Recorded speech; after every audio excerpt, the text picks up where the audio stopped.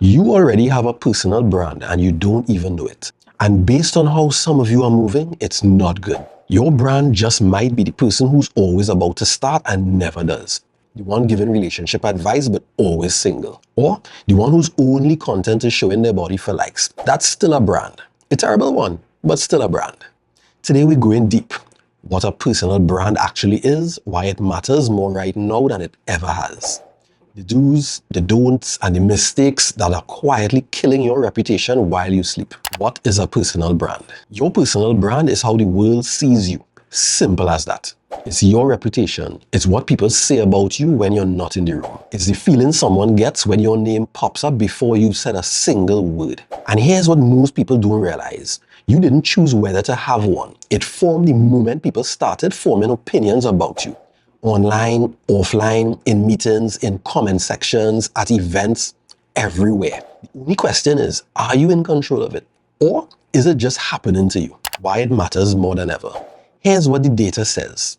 44% of employers have hired someone specifically because of their personal brand. And 54% have rejected candidates because of a poor online presence. More than half gone before the interview even got started. And it's not just jobs. Clients Google you, collaborators check your page, investors look at how you carry yourself online before they ever get on a call with you. Your personal brand is working for you or against you right now. There's no middle ground. Working on yourself. Here's my favorite part of this whole conversation. Working on your personal brand is really just working on yourself. How you show up, how you speak, what you post, how you treat people. The discipline to stay consistent when nobody is watching yet. All of that shapes your brand. So if your brand is weak, unclear, or just all over the place, that's a reflection of something deeper. And that's not a drag. That's actually good news because it means fixing your brand starts with becoming clearer about who you are and what you stand for. The brand is just what other people see on the outside. The do's. Be consistent. Show up the same way every time. People trust what's predictable. You don't have to post every day. But when you do show up, it needs to feel like you. Same energy, same tone, same values. Be specific. The biggest mistake people make is trying to be everything to everyone. Pick a lane and own a topic. The riches are in the niches. The most trusted voices online are known for something specific, not just content. Be real. People can smell a performance from a mile away. Audiences are more switched on than ever. They know when you're being genuine and when you're just doing what you think looks good. Authenticity isn't a buzzword anymore. It's a filter. Either you pass it or you don't. Add value. Share what you know. Teach. Inspire. Help. Give people a real reason to follow you, not just a reason to scroll past you. The don'ts. Don't copy other people. Your favorite creator already exists. We don't need a budget version.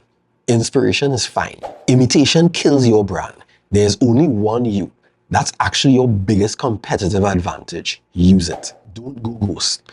Posting 3 times 1 week and disappearing for a month sends a message. It says you're not serious. And people will treat you accordingly. Consistency builds trust. Inconsistency destroys it. Don't chase clout over credibility. Viral is a moment. Trusted is a career.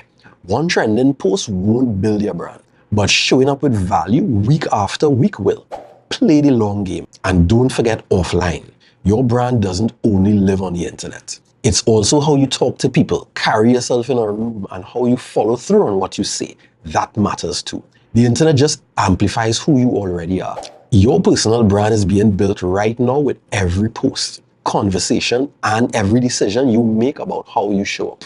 The only choice you have is whether you're intentional about it or leaving it up to chance. Most people leave it up to chance, then wonder why the right opportunities aren't finding them. Don't be most people. Follow for more. If you don't, I hope your Netflix asks you, are you still watching during the best scene?